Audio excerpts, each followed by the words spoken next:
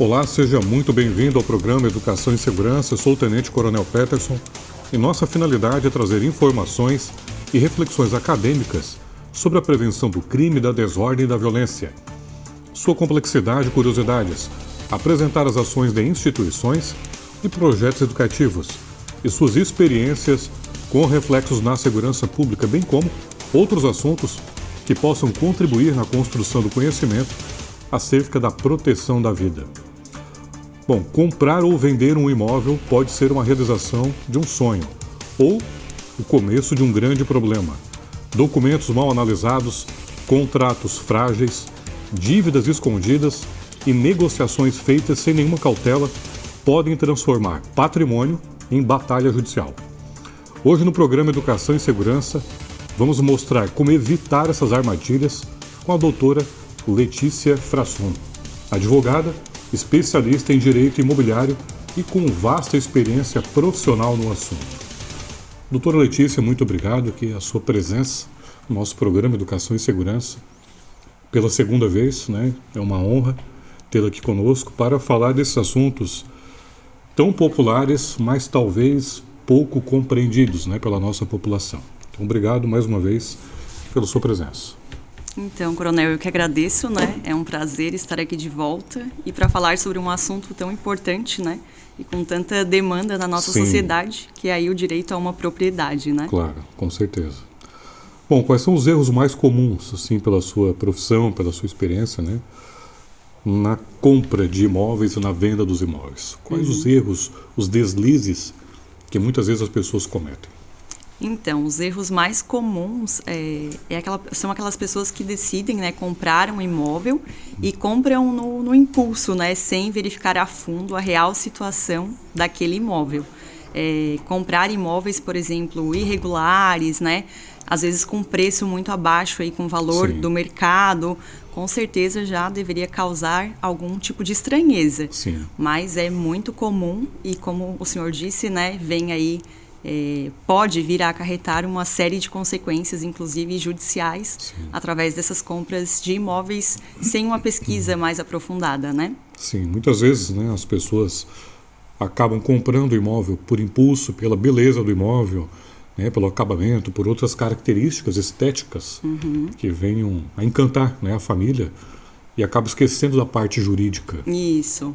Às vezes um preço baixo também chama muito atenção e acabam deixando para trás aí a questão de verificação da real situação do imóvel, né? Sim, e com relação a uma prática muito comum, né, na compra e na venda, o chamado contrato particular, né, o contrato de gaveta.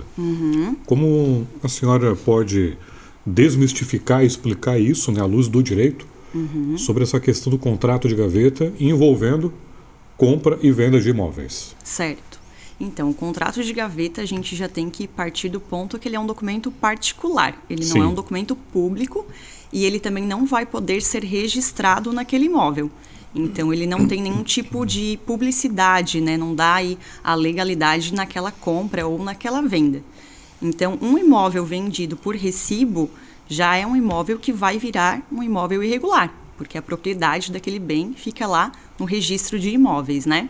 Então, tem dois fatores aí. Saber se esse imóvel realmente não tem um registro, e aí ele é um imóvel totalmente irregular, ou se ele tem um registro e o proprietário é que está vendendo por meio de um recibo, né? Claro. Quem compra um imóvel por meio de recibo tem que ter ciência de que ele não vai ter a propriedade daquele imóvel. Ele vai ter somente a posse daquele bem, né? Claro. E que ele também não vai poder registrar, então ele não vai poder dar o imóvel em garantia, fazer aí um financiamento habitacional, né, para uma possível construção. Ele vai ser um imóvel irregular. Ele vai ter a posse do imóvel e uma hora ou outra ele vai precisar regularizar a situação.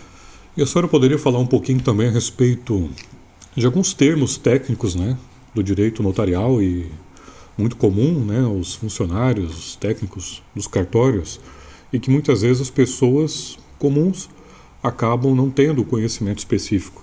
Então, muitas pessoas falam que tem escritura do imóvel, mas na verdade não tem, não está né? registrado. Isso. Um exemplo, né? Qual seria assim, a diferença, né, desse contrato particular, da escritura e do registro? Isso, são 3 coisas completamente diferentes e que muita gente se confunde, né? Sim. O recibo é aquele documento particular, aquele papel, né, que tem ali as cláusulas de preço, de descrição. Qualquer um pode fazer em casa. Qualquer um pode fazer. No seu computador com a sua impressora. Exatamente. Né? O pessoal vai lá no Google, né, baixa Sim, um modelo e troca vende, dos né? dados. Isso. Exato. E aí as pessoas vão até o tabelionato, que é o cartório, né, de notas, e fazem o reconhecimento de firma, assinam e reconhecem. E muitas pessoas acham que esse reconhecimento é o registro daquele documento, que fica lá guardado, né, no cartório. Mas não é bem assim. Aquele reconhecimento de firma só determina que aquela pessoa realmente assinou aquele documento. Mas ele não dá nenhum tipo... Que realmente a pessoa que está ali, né? Isso. Que foi assinado, é ela que assinou. É ela que assinou, isso. E eles acham, por ter feito no cartório... que tem algum tipo de um validade do documento documento, Sim. né? Isso. Acontece muito. E aí as pessoas passam alguns anos, vão lá no cartório de registro e dizem, mas eu assinei, eu registrei, né? Mas na verdade não, só reconheceu firma daquele recibo, né, de compra e venda. Claro. A escritura já é o documento legal para fazer a transmissão daquele bem. Uma escritura de compra e venda, né? O comprador e o vendedor vão até o tabelionato e celebram ali a compra e venda daquele imóvel. Porém, muitas vezes as pessoas terminam a escritura e guardam o documento lá na gaveta, esquecem, Achando que né? já está pronto, né? Achando que está tudo certo. Mas a gente parte sempre daquela frase, né? Que quem não registra não é dono. Isso. Para que essa escritura tenha a validade legal e a publicidade que a gente tanto fala, ela precisa ser levada ao registro de imóveis, que é o segundo cartório que a gente passa, né? E registrada. E aí sim, ela vai estar lá registrada na matrícula daquele imóvel. E aí a pessoa passa a ter a propriedade daquele imóvel. Legal, né? Legal. Todos os direitos, né? A parte jurídica. E isso fica tudo certo. Garantida e segura. E pública, né? Qualquer pessoa que queira fazer qualquer tipo de pesquisa sobre aquele imóvel pode ter acesso a esse documento. Então é uma coisa elementar, né? Básica. Isso. Que as pessoas deveriam observar. Deveriam fazer e muitas vezes não fazem, né? E aí às vezes vai passando, né, o tempo e quando chega lá na frente vai vender, aí tem todo esse transtorno, né? De primeiro registrar a sua compra para depois poder transferir para uma outra pessoa. Por isso que eu, particularmente, eu vejo com bons olhos, né, comprarmos ou vendermos, enfim, algum imóvel por meio de um especialista da área. Sim. Uma imobiliária de confiança, né, com credibilidade, que se tem pelo menos, né, uma garantia mínima de que, como são profissionais da área, eles vão fazer toda essa parte que o leigo não saberia fazer, não teria o conhecimento. Fazer essa pesquisa antes, né? Porque muitas vezes quem está vendendo também não é o real proprietário. E fazendo essa pesquisa na matrícula do imóvel é que a pessoa vai, né, ter ali a noção de quem está vendendo, do tamanho do imóvel, se tem uma casa lá em cima do imóvel, se ela está averbada na matrícula. Então, são pesquisas mais aprofundadas que às vezes as pessoas deixam de fazer e que vêm aí acarretar em diversos problemas futuros. Porque muitas vezes o vendedor, ele pode ter a posse do imóvel, ele paga o IPTU do imóvel e ele não tem poderes para vender esse imóvel. Então, tudo isso pode causar um certo conflito ou confusão mesmo, né, de quem está interessado, né, naquele imóvel, que o proprietário ali, em tese, né, entre aspas, ele mora no imóvel, quer vender, mas ele não tem o poder legal de fazer a transmissão daquilo, né? Isso. Acontece muito também dessas famílias grandes que têm um grande imóvel e o pai da família acaba cedendo aí uma parte daquele bem para cada filho. E aí esses filhos vendem por meio de recibo a sua parte e daqui a alguns anos esse pai vem a falecer. Então, quem comprou de boa fé aquele imóvel acaba tendo que passar aí por um inventário judicial, né? A questão de herdeiros requerendo a propriedade do bem. Então, muitas vezes a compra de um imóvel por recibo pode ter diversos problemas nesse sentido, né? A pessoa acha que o documento é legal, que é válido, mas como você mencionou, não é a transmissão da propriedade. É somente da posse do imóvel, né? A propriedade lá no cartório continua sendo daquela pessoa que fez o registro. E a bagunça costuma ser maior quando, por exemplo, é uma fração de terra grande, de interior, eles vão fracionando, né, esse imóvel em vários lotes irregulares. Né? Às vezes abaixo da fração mínima, né, de parcelamento, que depois não vai poder nem ser regularizado, né, perante o INCRA, que daí seria o órgão competente, né? E aí realmente vira uma bagunça, um loteamento irregular que a gente chama, né? Sim. Bom, e ainda, né, falando de imóveis irregulares, quais são os sinais assim primeiros, né, de quem vai negociar, comprar principalmente imóvel, para desconfiar que seja um imóvel irregular? Então, a primeira coisa, né, é ver se tem um registro no cartório. Ir lá no cartório, passar, né, a questão do proprietário, de quem está vendendo, a localização do imóvel, verificar se ele é registrado. Caso não tenha registro, ele já é considerado um imóvel irregular. Ou, se tem o registro, quando a pessoa pega aquela matrícula, ela tem que fazer uma boa leitura em todos os detalhes. Porque a matrícula é a história daquele imóvel, né? Então, muitas vezes, o tamanho que está lá diverge com o tamanho que a pessoa está vendendo. Exato. Né? Tem um imóvel que é um terreno na matrícula e lá no lugar já tem uma casa, já tem uma garagem. Então, tudo isso são questões que quem compra tem que estar ciente de que ela vai precisar regularizar posteriormente. Porque, como eu disse, às vezes, o valor muito baixo, né, num imóvel já deixa claro aí que tem alguma coisa irregular, que tem alguma pendência. Então, desconfiar sempre de um valor muito baixo, de um valor sem registro, da pessoa que está vendendo não ser o proprietário, porque pensando dessa forma, né, tem alguma coisa irregular. E uma das coisas também que penso, né, que as pessoas deveriam prestar atenção nessa lógica, né, de documentação, né, doutora, é um imóvel que, por exemplo, está em inventário. Né, então tem vários herdeiros ali, né, que podem estar complicando judicialmente aquele negócio que quem está comprando pensa que está fazendo um negócio legítimo, né, legal, e pode ter aí, como a gente falou aqui no início do programa, uma batalha judicial muito grande. Sim, porque quando envolve aí vários proprietários, vários herdeiros, né, as pessoas acham que eles já têm o direito de uma parte localizada naquele imóvel. Mas não, é um percentual, né, é um quinhão que a gente chama, é uma parte ideal daquele imóvel. E que às vezes quem compra lá aquela parte achando, olha, esse é a minha parte, meu quinhão, né? Mas não, lá no registro de imóveis é um percentual. Exato. Que pode ser no começo, no meio, no final, né? E aí tudo isso vira, assim, uma batalha judicial. Sim. E também falando, né, dentro, né, dessa mesma lógica, a questão de imóveis que estão localizados em área de preservação. Né, geralmente imóveis de praia, né, com recibos, famosos recibos. Sim. E mais adiante eles estão sujeitos, né, a alguma intervenção aí dos órgãos competentes até para demolição do imóvel. Então é um risco muito alto. Comprar um imóvel em praia por recibo é risco dobrado, né? Porque além de estar fazendo um negócio de um imóvel irregular, ele ainda pode conter aí uma área de preservação legal, sim. Isso. E ainda ser a questão de imóvel, né, terreno de marinha, que na verdade quem ocupa aquele imóvel não é o proprietário, sim. Porque a propriedade é da União, né, é um bem da Marinha. Então, como você disse, um imóvel aí em área de preservação, ele pode vir a ter questões ambientais. Você pode ser proibido de construir, por ser área de preservação, né? Tem várias restrições de uso também.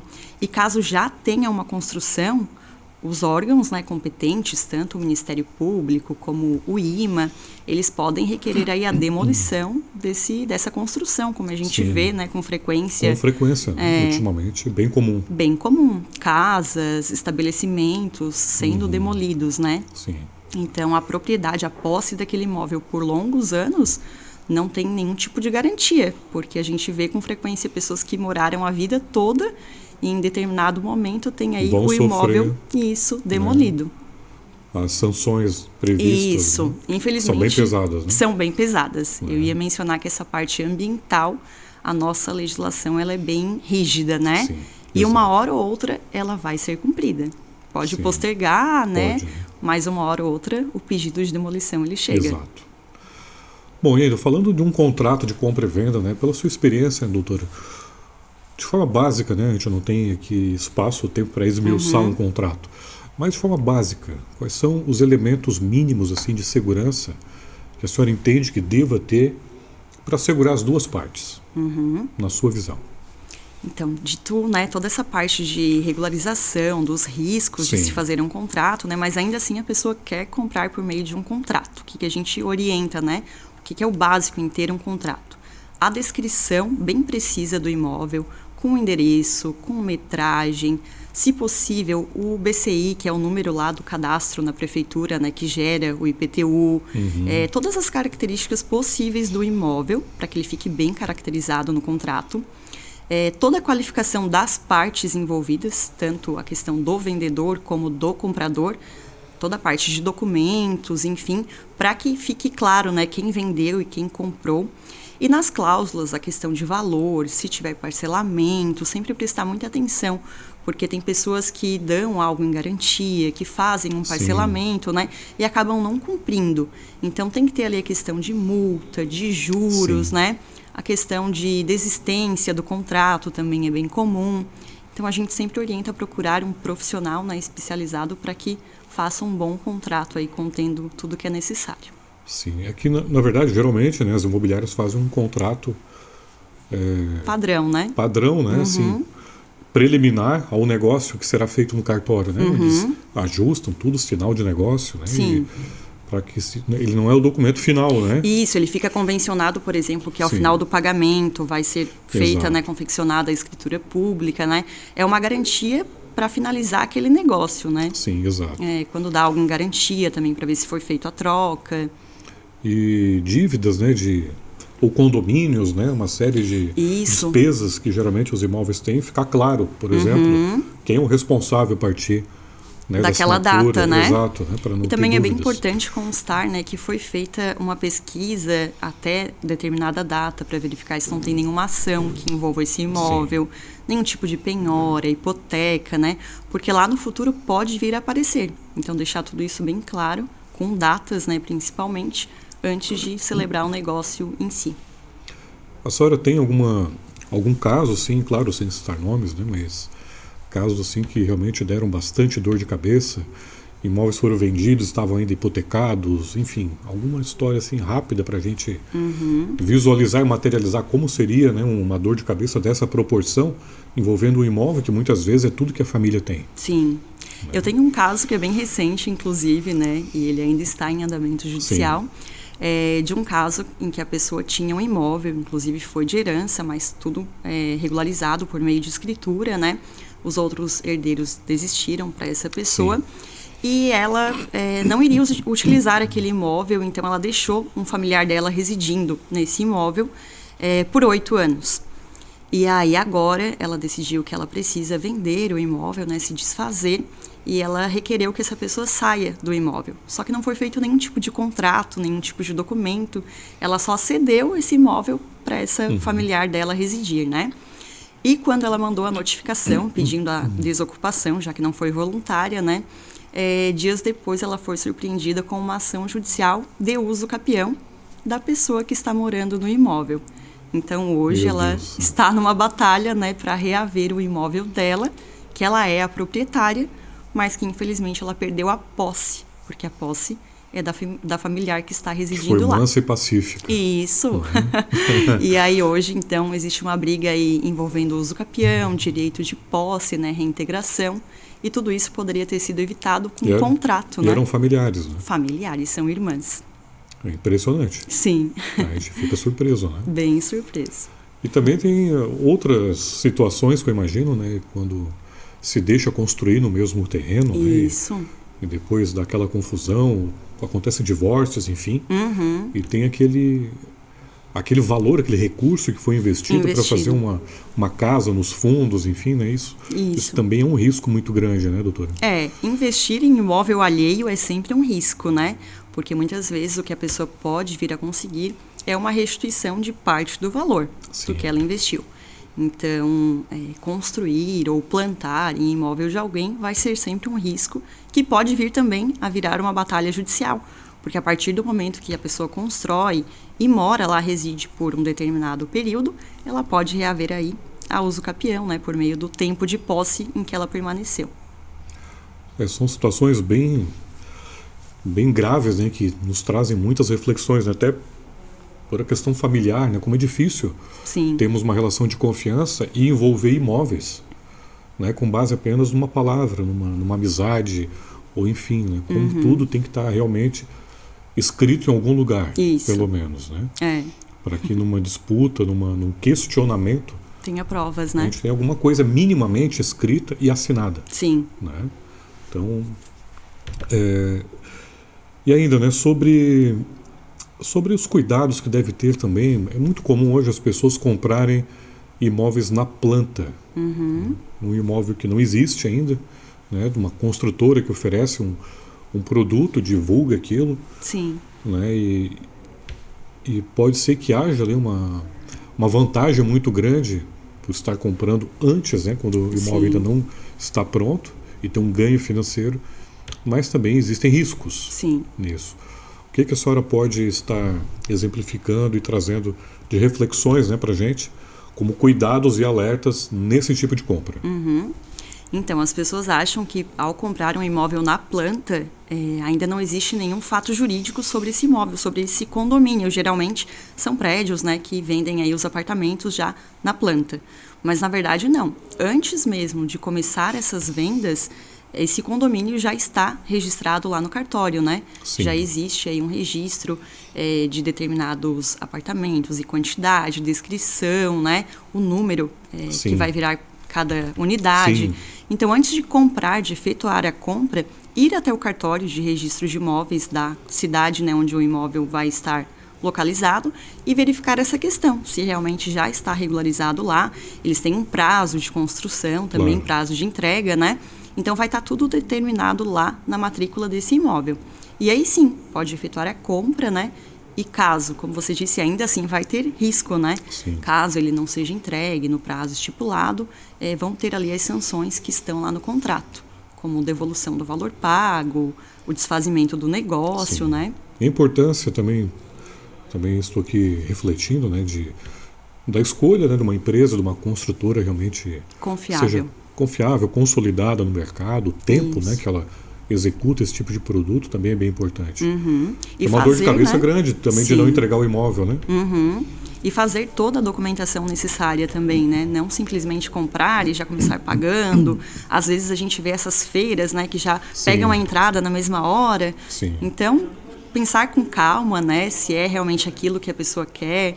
Muitas vezes também compra nessas viagens que a gente faz um imóvel para usar determinado período do ano e acaba pagando aí a vida inteira. Em Gramado é bem comum aqui na nossa região. Né, a cota, isso. Então, pensar bem antes de assinar qualquer negócio, né, ler todas as cláusulas e verificar se realmente aquele imóvel existe, o prazo de construção, né? E não comprar por impulso. Isso. Né? Acho que é o maior segredo, talvez, seja isso. É pensar bem antes de comprar, né? Tá certo. Doutora, muito obrigado pela sua participação. Nosso tempo, infelizmente, acabou, passou muito rápido. Sim. Né? Temos ainda muitos assuntos aqui a serem tratados. Então, mais uma vez, né, minha gratidão pela sua presença, trazer informações relevantes para as pessoas que nos assistem em casa. Muito obrigado. Certo. Eu que agradeço. É sempre um prazer estar aqui. Bom, hoje nós aprendemos uma lição muito importante. Imóvel não se negocia no impulso, na pressa e nem apenas na confiança. Comprar ou vender um imóvel exige atenção, documentação, clareza contratual e orientação adequada. Eu agradeço muito a doutora Letícia Frasson, especialista em direito imobiliário, pelos esclarecimentos e por compartilhar orientações tão valiosas com os nossos telespectadores. E a você que nos acompanhou, nosso muito obrigado. Esse foi mais um programa Educação e Segurança, levando a boa informação e cidadania até a sua casa. Até o próximo programa e não se esqueça, apoie quem te protege.